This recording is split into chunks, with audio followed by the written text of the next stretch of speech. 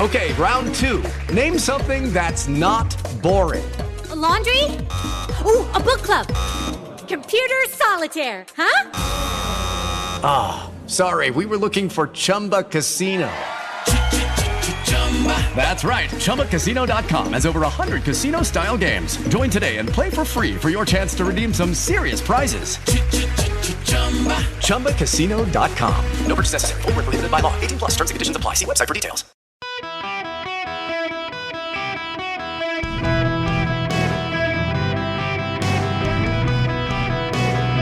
Welcome to the Eric Erickson Show podcast, Hour 1. Hello, America. Welcome. It is Eric Erickson here. The Eric Erickson Show across the nation. The phone number, 877-973-7425. If you want to be on the program, I need to get straight to it today. Your phone calls are welcome, but let me talk for a few moments. Max Boot is a columnist in the Washington Post. Max Boot used to sit at the edge of the tables of Republicans and get their scraps and would bark and wag his tail excitedly when Republicans paid attention to him and patted him on his little bald head. And then the Republican Party shifted and wanted no more to do with Max Boot and his advice on wars abroad and foreign policy. And he became very upset that he was no longer getting the scraps at the table of the Republican Party, and so he had to go find scraps from elsewhere, and has ever since barked hysterically at Republicans and wagged his tail at the leftists who praise him in the Washington Post for his reliably unhinged columns against Republicans, and he has done it again. Max Boot proffers that if you vote for election-denying Republicans, some of whom the Democrats themselves funded, you are committing to an end of democracy. You have killed democracy by voting. That is the hottest of hot takes. The dumbest of all hot takes there is, that you voting democratically are killing democracy. But it's not just Max Boot. This is clearly the pattern that the Democrats have chosen to go with in the last 2 weeks of the election. Why? First of all, before I get to the audio here that you got to hear, you need to understand what's going on. 2 years ago, there was a massive blue wave shaping up. Even I was trying to caution you on this program, be a little careful here. The data suggests the Democrats are going to do very well. 3 weeks before the election, pollsters started seeing something happening. It's like Republicans woke up 3 weeks before the election. And suddenly in states that portended to a big blue wave, suddenly the Republicans came on strong. Now, there are always going to be the people who say, well, I always knew the GOP was going to do fine. But actually, even Republican candidates in Republican campaigns were concerned. I know members of Congress who have told me themselves they expected to lose their districts. And they won handily. I have a very good friend of mine in Congress who all of his polling showed him the same thing in his Republican polls, what the Democrat and the public polls were showing. He was toast.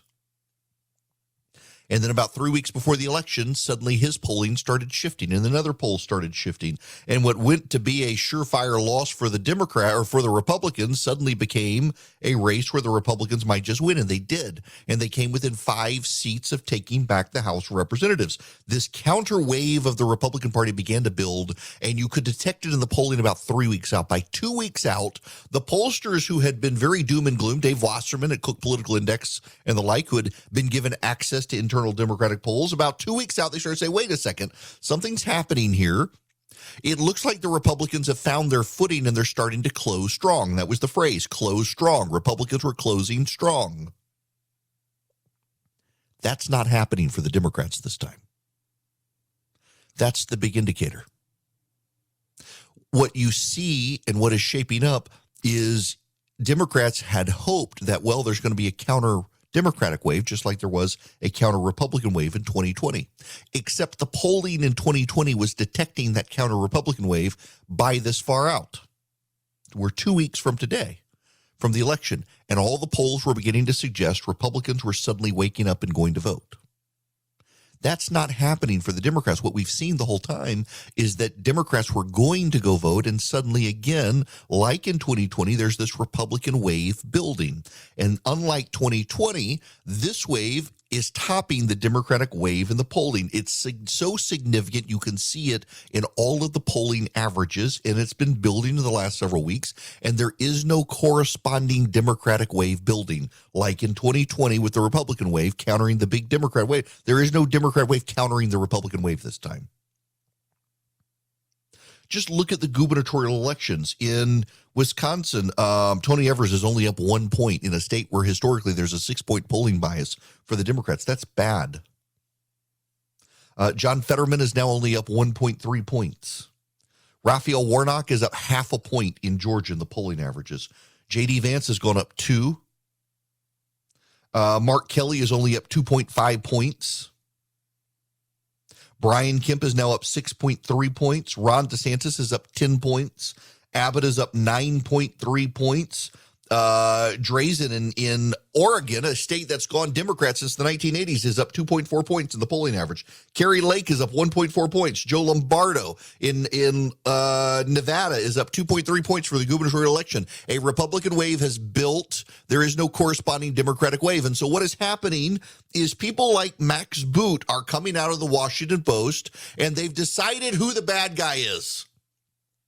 The bad guy is not the Democrats who shut down schools. The bad guy is not the Democrats who provoked inflation. The bad guy is not the Democrats who broke the economy. The bad guy is not the Democrats who are more focused on climate change than lowering energy prices. No, the bad guy is the voters.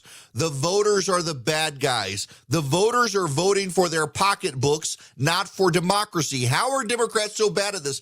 Voters always vote for their pocketbooks. Voters always vote for their pocketbooks. It is, it was, it shall remain the economy stupid. If you're blaming the voters for voting their pocketbooks, you should be blaming the Democrats for breaking the economy. If the economy mattered that much to you, if democracy mattered that much, if democracy mattered as much to Democrats as they claim it does, they should not have broken the economy.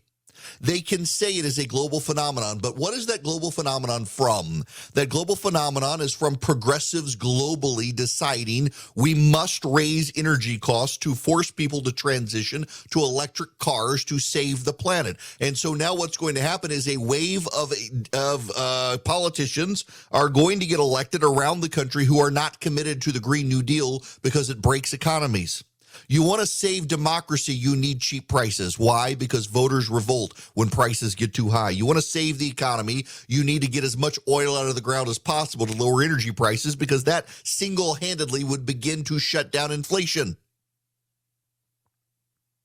And the Democrats didn't do that. So now they're left blaming the voters for not going along with their vision of democracy. And by the way, it's worth noting that Democrats' vision of democracy isn't so strong. After all, they're the ones who put $50 million into funding anti-election conspiracy theorist Republicans. It is the Democrats who funded the election deniers, not Donald Trump. It is the Democrats. Donald Trump endorsed them. The Democrats funded them. And now the Democrats are saying, my democracy, my democracy. Matthew Dowd on MSNBC. I mean, I'm not calling, I'm not going to say that, the GOP are Nazis at this point or whatever, but it certainly sounds very familiar to what happened in Germany, which is a bunch of citizens. Adolf Hitler gets a third of the vote. Nobody thought it could happen there. They kind of went along because they said he was going to solve the economy and fix inflation. Yeah, that's right. You can hear those sorts of things. And then, lo and behold, few years later, they lost their democracy, and they're all like, how'd that happen here? That's my worry. That is my worry. If obviously the price of a hamburger, the price of milk, the price of gas is concerning, but that is a short-term problem. The loss of a democracy will decimate everyone's freedom. You want to save the democracy, you lower the cost of goods. You want to lower the cost of goods, you lower the cost of energy production. You want to lower the cost of energy production. You get as much oil out of the ground inside the United States as domestically possible. You put Americans to work producing that oil. You get it refined. You lower the cost of gas. Lowering the cost of gas lowers the transport costs of goods, which lowers the price of goods. This isn't hard. This is not rocket science. This has never been rocket science. The Democrats are breaking the economy, which is provoking voters to vote for their pocketbook issues. And now the Democrats are blaming the voters for voting for the pocketbook issues and blaming the Democrats for breaking the economy. How dare the voters vote? That's what this comes down to. How dare the voters vote? This reminds me of Die Lösung, Bertolt Brecht. He was a German poet. He made a poem about the East German uprising of 1953. After the uprising of the 17th of June, the secretary of the Writers' Union had leaflets distributed on the Stalinallee, which stated that the people had squandered the confidence of the government and could only win it back by redoubled work quotas. Would it not, in that case, be simpler for the government to dissolve the people and elect another? Would it not be simpler for the government to dissolve the people and elect another? The Democrats aren't blaming white men this time. They are about to start blaming Hispanic voters. You're about to see unbridled racism on MSNBC against Hispanic voters because they're shifting to the right big time. But the talking heads are already, from Max Boot at the Washington Post to Matthew Dowd and Joy Reid at MSNBC to It's Going to Spread. They're blaming you. You are responsible for the death of democracy because you chose not to vote for the candidates who broke our economy. This is not a way to win voters. How are they so bad at this? Blaming voters for voting? Definitionally, voters voting democratically does not kill democracy. And here, this is what's so important for you to understand. In 2 years, there will be a presidential election in this country. The voters will vote. A president will be picked. The Electoral College will convene. The Electoral College will vote. The Congress will ratify the Electoral College vote. We will have a new Congress. We will have new members of Congress, and we will go forward as a country still operating.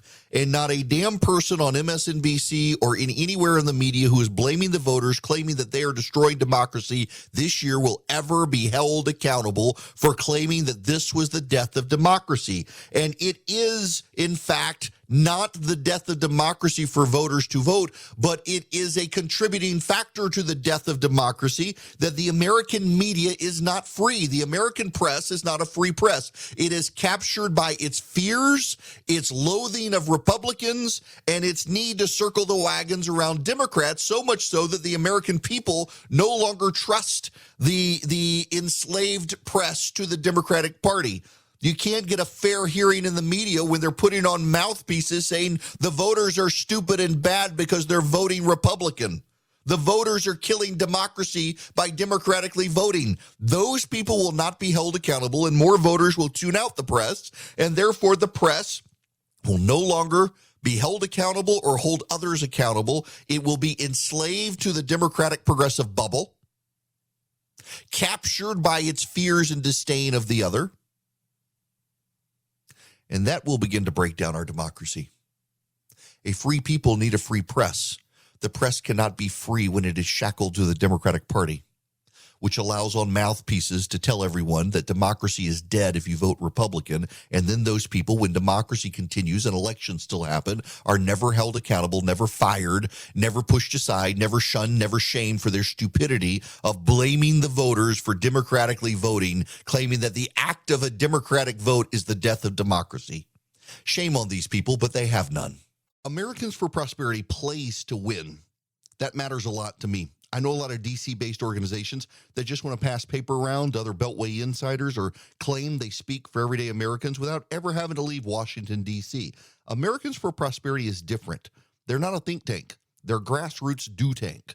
Americans for Prosperity is a one-of-a-kind, freedom-oriented, limited government advocacy and accountability organization that actually takes action to expand opportunity for all Americans and defend your freedom of speech. They're doing great work at all levels of government. What's their secret? Well, they don't really rely on Washington. They built a network of concerned citizens who are stepping up for freedom in communities all around the country. If you want to learn more, if you want to find out how to get involved with Americans for Prosperity with a chapter near you, and I assure you, they have a chapter near you, check them out at americansforprosperity.org/Eric. That's americansforprosperity.org/ERICK. Hello there. It is Eric Erickson here.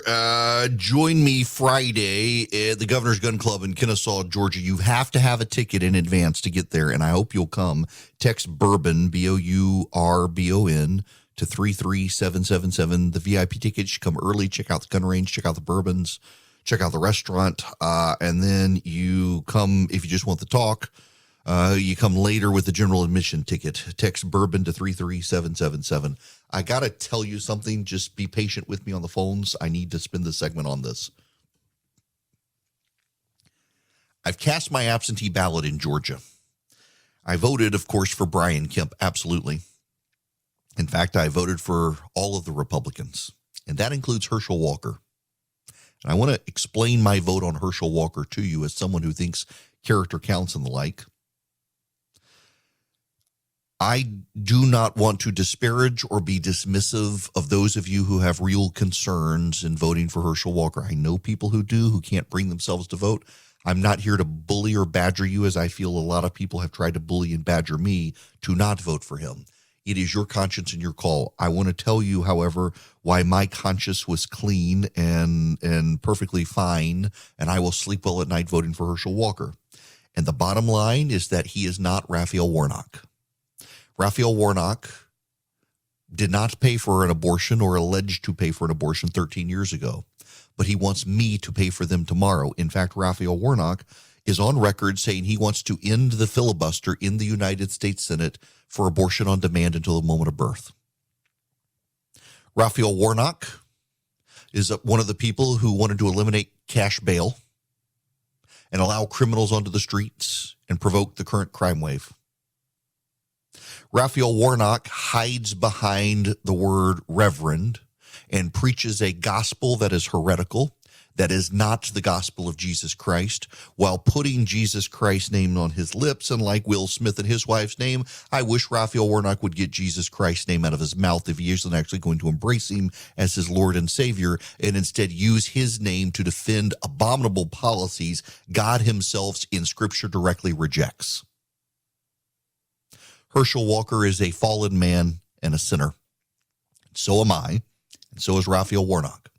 I'm not going to condemn Herschel Walker for his mental health struggles from 20 years ago, when we have in the United States Senate a senator who wants to do all sorts of insane things tomorrow on the Democratic Party side. I'm not going to condemn Herschel Walker for maybe or maybe not paying for an abortion 13 years ago, when Raphael Warnock wants you and me to pay for them tomorrow. And at the bottom line, at the end of the day, Herschel Walker is going to be a reliable vote for a Senate Republican majority, and Raphael Warnock is going to vote for more of the same with Joe Biden. Raphael Warnock supports putting boys on my daughter's sports team. Raphael Warnock supports making me pay for abortions. Raphael Warnock supports letting criminals out of prison without bond. Raphael Warnock supports the big runaway inflation bill. Raphael Warnock supports the massive climate change legislation that has driven up energy prices. Raphael Warnock supports everything the far left throws at him. He doubles down on it and he defends it. I don't care how smart he is, how articulate he is, how much of a better person on the stage he is than Herschel Walker. What I care about at the end of the day is that Herschel Walker shares my Christian values as a Christian and will vote for the Republicans. And Raphael Warnock claims to be a Christian and reliably, regularly votes for the pagan policies of the secular left, who find Christian values anathema. I am absolutely proud to vote for Herschel Walker. Yes, it is absolutely true. I wish there were other candidates to vote for. I'm not happy about that slate of candidates. But I'm given the choice between a Republican and a Democrat, and I proudly will vote for Herschel Walker as the Republican because I know he will vote better than Raphael Warnock. And at the end of the day, it is about his votes in Congress, to me, that matter. He will vote the right way. Yeah, look, I think character counts, and I've said that for years. And the voters ultimately decided these are the candidates they wanted to put forward. I'm not going to disagree with the voters. I'm not going to do what the Democrats do and say the voters are to blame. This is who the voters voted for. I respect their choices as their primary candidates. And given the choice between Herschel Walker as the Republican or Raphael Warnock as the Democrat, you're damn right I'm going for Herschel Walker. At least we have a chance to save America with him, where we've already seen Raphael Warnock wants to ruin the America we know and give it over to some far-left fever dream. When you're ready to hop into a soft, cozy bed, your sheets make a big difference. Boll & Branch sheets use only the best 100% organic cotton threads on earth for superior softness that only gets more luxurious with every wash. I know, because I sleep in Boll & Branch sheets. And let me tell you, they start off like your standard bed sheet, and you're thinking, what's the big deal? Well, wash them. You see the difference. Wash them again. You feel the difference more and more. They get softer over time, and they've got the perfect weight. They've got that weight in the summertime where you feel like substantively there's something on you, but yet you're not sweating to death. And in the wintertime, it's just the perfect snug fit for the Boll & Branch sheets. They focus on thread quality, not quantity, although the quality and the quantity both are fantastic. Now, they got over 25,000 rave customer reviews made from the highest quality threads you can get. Boll & Branch signature sheets come in 9 colors. They fit all mattress sizes. You will feel the difference. And again, you got a 30-night risk-free trial with free shipping and returns. What do you have to lose? Try them. Keep washing them. They get softer and softer. Go to Boll & Branch, BOLLAND branch.com. Use promo code ERIC. You'll get 20% off your first set of sheets and free shipping with the promo code ERIC, my name, at bollandbranch.com. Again, BOLLAND branch.com. The promo code ERIC, ERICK. Hello there. It is Eric Erickson. The phone number is 877-973-7425. I want to go to the phones and start with Joe. Welcome to the show. Joe, how are you? Hi, good afternoon, Mr. Erickson. How are you? Good. What's going on? A quick question. Where is the vice president? Is she in the country? Who is she going to be campaigning for? Do you have any idea? I believe she is in the witness protection program at this moment. They're trying. Look, in all seriousness, she did a campaign event for some progressives in California the other day, but they were safe seats. She's not going into swing states, which is interesting. I will say, where was it? She was in St. Louis, Missouri the other day. I know this from a friend of mine who was actually piloting a plane that was delayed because her plane was taking off from the airport there. And the pilot overheard passengers as he was explaining the delay as they were boarding the plane that they wouldn't be able to take off immediately because of the vice president.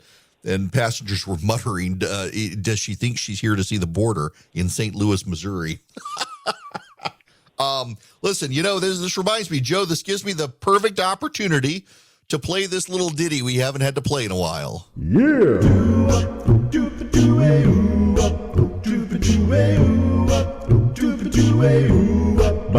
Well, she sneaks around the world from Kiev to Carolina. She's a political hazard from Berlin down to Belize. She'll take you for a ride on a slow boat to China. Tell me, where in the world is Kamala Harris? Sell our soul in South Korea, made Afghanistan cry uncle. From the Red Sea to Greenland, they'll be singing the blues. Well, they never Arkansas her steal the Mekong from the jungle. Tell me, where in the world is Kamala Harris? She'll go from Nashville to Norway, Bonaire to Zimbabwe, Chicago to Czechoslovakia, and back. Well, she'll ransack Pakistan and run a scam in Scandinavia. Then she'll stick 'em up down under and go pickpocket the poor. She put the felony when she jailed the innocent. Tell me, where in the world is Kamala Harris? Ooh, Botswana. When I was a kid, I loved Where in the World is Carmen Sandiego, and I just felt obliged to do that for Kamala Harris. It's true, though. She is not on the campaign trail, nor have major media outlets bothered to cover the fact that she's not on the campaign trail. She has gone out of her way to campaign for safe Democrats in progressive parts of the country, and even then she continues to make some missteps. This woman is a disaster on the campaign trail. And just like with Joe Biden, moderate swing state Democrats do not want Kamala Harris on the campaign trail for them right now. She drags down the ticket. The closest Democrats will come to wanting someone from the White House on stage with them is Jill Biden, not Joe, but Jill Biden, the First Lady of the United States. And even then, she keeps flubbing stuff up. I have to pivot. I was going to do something else, but I want to do this. I will take your phone calls, 877-973-7425. I have to pivot because the New York Times just dropped this story. Literally, I don't know any other radio show host who does a live show and keeps up with the rolling threads of stories that come out. Patting myself on the back only slightly, this story literally just hit the wires from the New York Times. Here's the headline from the New York Times.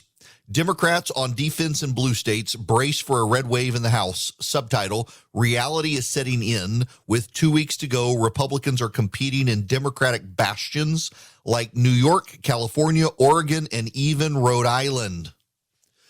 Shane Goldmacher, Republicans are pressing their advantage deep into Democratic territory in the closing stretch of the 2022 campaign, competing for an abundance of House seats amid growing signs that voters are poised to punish President Biden's party, even in the bluest parts of America. Republicans need to win only a handful of seats to take over the House of Representatives, which Democrats now control by a narrow 2020 to 2012 margin. But with 2 weeks until the election, Republicans are looking to run up the score and win a more expansive and governable majority by vying for districts in Democratic bastions, including in Rhode Island, which has not sent a Republican to Congress in 3 decades. Now, the next paragraph is the most important paragraph because it has a quote from Sean McElwee. You ask, Erickson, who is this guy? Well, listeners, he's the executive director for Data for Progress. Data for Progress is the progressive polling firm that reliably polls for progressives to try to tell them how to message their agenda. He is a good pollster, but his polls are designed to make the Democrats and their issues look good. His polls are designed to generate news articles showing the Democrats are in the right on an issue. His polls are designed for PR purposes, and this is his quote. We thought for a little bit that we could defy gravity, but the reality is setting in. With Democrats on the defensive in so many places, Mr. McElwee said the goal should now be to limit the party's losses so it could conceivably try to take back the House in 2024.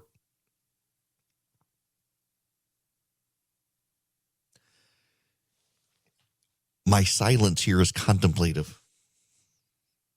I had someone tell me I should rustle papers the other day just so it doesn't make it sound like their radio has died. Maybe I should rub my hands or something as I ponder this.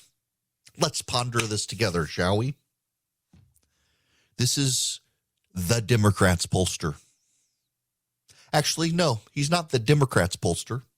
He's the progressives pollster.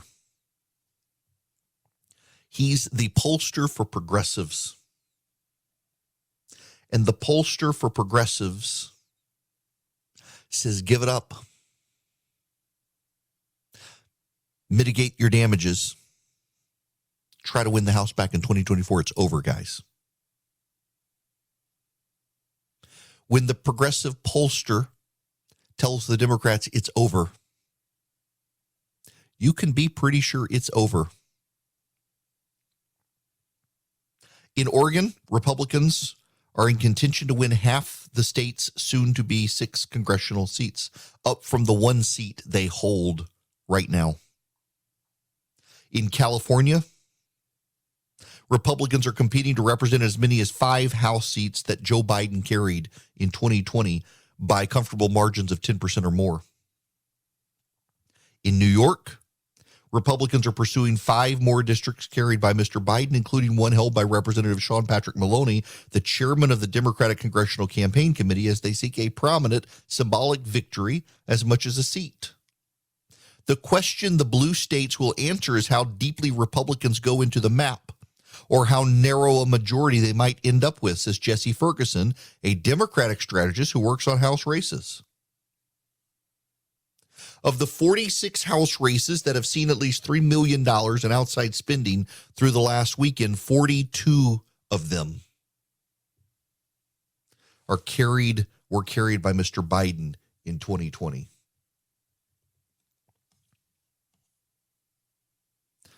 That's bad.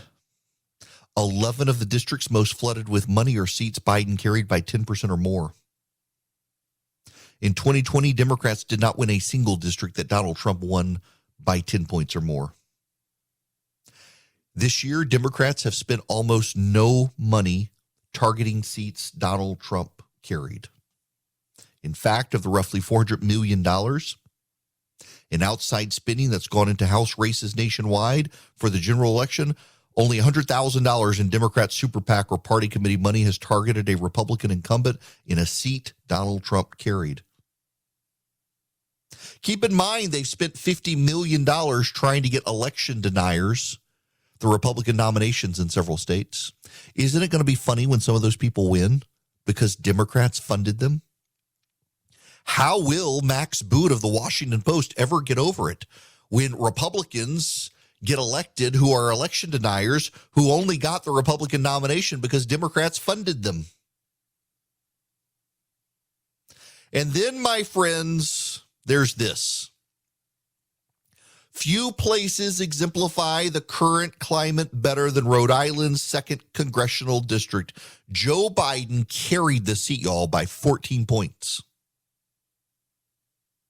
And it could give the Republicans their first Rhode Island House seat in this millennium. If Democrats are playing defense in Rhode Island, they're losing across the country, says Stephen Frias, who served as the Republican National Committeeman in Rhode Island for the last decade. Republicans have nominated Alan Fung, 52 years old, former mayor of Cranston, who previously ran for governor and campaigned to be a voice of moderation in Congress. Jill Biden has had to go to Rhode Island to campaign for the Democrat. To answer the question of where in the world is Kamala Harris, she went to Connecticut to campaign for Democrat. She went to Oregon and California to campaign for Democrats. She's not going to swing states. Okay, can I just step back for a moment? Let me just talk about the overview here. And again, this story, it just literally hit the wires from the New York Times. Yeah, this story is not old at all. This is a bleeding edge story. And I suspect if you text Eric to 33777 and subscribe to the show notes, Philip's going to include it because I texted it to him while I was talking. I multitasked. He's running behind on the show notes today because we were running behind, but nonetheless. Let me just spend just a couple moments with you on this. I wasn't going to talk about this, but the story just hit the wire, and I needed to talk about it. Here's the problem. The Democrats forgot how to play politics 101. The blocking and tackling of politics. The Democrats in their bubble with the media became obsessed about January 6th. The Democrats and the media in their bubble became obsessed with the preservation of democracy. And they decided that the only way to save democracy was to vote Democrat. And they now epistemically are convinced that a vote for Republicans is a vote to kill democracy. Meanwhile, what are the voters focused on? The voters couldn't care less about democracy. They voted the Democrats in power, and the Democrats broke the country. So the voters they care about fixing the country. They care about fixing their pocketbooks. They care about fixing their 401ks. They care about fixing their kids' schools. They care about fixing their cities. They care about fixing their prisons. They care about fixing the crime issues. They care about fixing the country. Democrats want to preserve something while funding the candidates who are antithetical to the preservation claims. The voters saw this. The voters heard this. The voters cared about this. And some of those Republicans who the Democrats funded are probably going to get elected. And the Democrats are the ones who funded them. How much do Democrats really care about democracy when they're willing to fund Republican election deniers to the tune of $50 million? Democrats have spent more money, according to the New York Times, funding Republican election deniers than trying to beat Republicans with Democrats in seats Donald Trump won in 2020.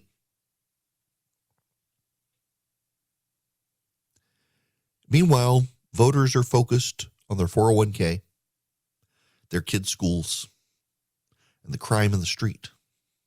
The basic issues that matter in every freaking election cycle, and the Democrats forgot how to play the game. They just forgot. They got so worked up over all the other stuff. Donald Trump broke them so thoroughly, they got worked up over all the other stuff. And now doom is upon them, so much so that the chairman of the campaign committee of the Democrats in the House of Representatives may lose his own seat. And he was one of those people who was chiefly pushing the issue of vote Democrat to preserve democracy. You know what? According to all the polls, including the Pew poll show, voters think Democrats are as much a threat to democracy as Republicans. They've neutralized each other on the issue. But voters believe Republicans are better on the pocketbook issues. And guess what matters? The economy, stupid. It's always what matters. And the Democrats forgot that and are now going to lose. When it's all over, the Democrats will need to get in a room together with Nancy Pelosi and their polling team to assess what happened. And they will need to plug in all three of the Eden Pure thunderstorms that come into 3-pack to clear the air. Because the noxious fumes of sulfur and defeat can only be defeated by the Eden Pure Thunderstorm. That's right, folks. Heck of a transition, isn't it? You need the Eden Pure Thunderstorm 3-pack. What you do is you go to EdenPureDeals.com and you put in the discount code ERIC3, E-R-I-C-K, and the number 3, no space, ERIC3, EdenPureDeals.com. You get 3 of these. They are odor eliminators, not maskers. They eliminate the odors. They eliminate the litter box odors. They eliminate the smoke odors. They eliminate the musty odors. They get rid of the mildew, the mold, the bacteria, the pollen, the dust that float in the room.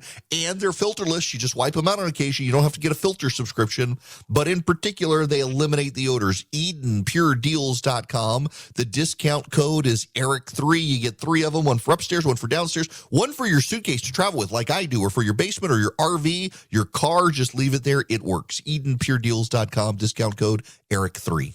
Hello there. It is Eric Erickson here nationwide. The phone number is 877-973-7425. Don't forget, text the word Eric, E-R-I-C-K, to 33777. Click that first link, get the show notes, that New York Times piece. We will make sure to push it out so that you have it. It really is remarkable to me, and this is a data point that I think needs to be reiterated. This is an undisputed fact. Bloomberg News, the New York Times have all reported Democrats spent $46 million in Republican primaries to ensure election-denying Republicans got the nomination, calculating they would be easier to beat than other Republicans who didn't deny the election. Now today, the New York Times is reporting Democrats have spent only $100,000 in any districts that Donald Trump won in 2020. They are playing on defense so much so that only $100,000 has been spent across the nation in districts Donald Trump won, congressional districts Donald Trump won in 2020. But the Democrats spent $46 million this year helping election-denying Republicans get the Republican nomination. Some of those election deniers will now get elected to Congress and would not have gotten the nomination this year but for the Democrats spending $46 million to help them.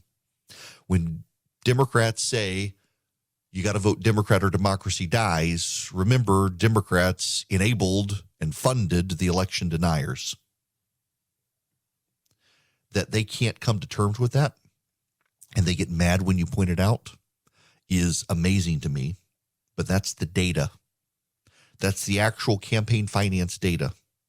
$46 million to help election denying Republicans get the nominations, and they're now only spending $100,000 to beat any Republican anywhere in the country if Donald Trump won their congressional district. Oh my, that's bad. Okay, when we come back, I got a lot of people on the phones. I do want to take phone calls. I do want to talk about parents. This latest data out from schools around the country showing just how far kids have fallen behind is something that must be discussed. It is getting some attention out there. I've got some thoughts on it when we come back. And I know you're all interested in the breakdown of the Senate races around the country, as there's a growing sense Republicans might be able to get to 53 Senate seats, even in some of these areas where the GOP is still slightly behind in the polling average. I want to explain that to you, that polling anomaly, if you will, when we come back. We'll take your phone calls to 877-973-7425. Lucky Land Casino, asking people, what's the weirdest place you've gotten lucky? Lucky? In line at the deli, I guess? Aha, in my dentist's office. More than once, actually. Do I have to say? Yes, you do. In the car before my kids' PTA meeting. Really? Yes. Excuse me, what's the weirdest place you've gotten lucky? I never win and tell. Well, there you have it. You can get lucky anywhere, playing at LuckyLandSlots.com. Play for free right now. Are you feeling lucky? No purchase necessary. Void where prohibited by law. 18+. Terms and conditions apply. See website for details.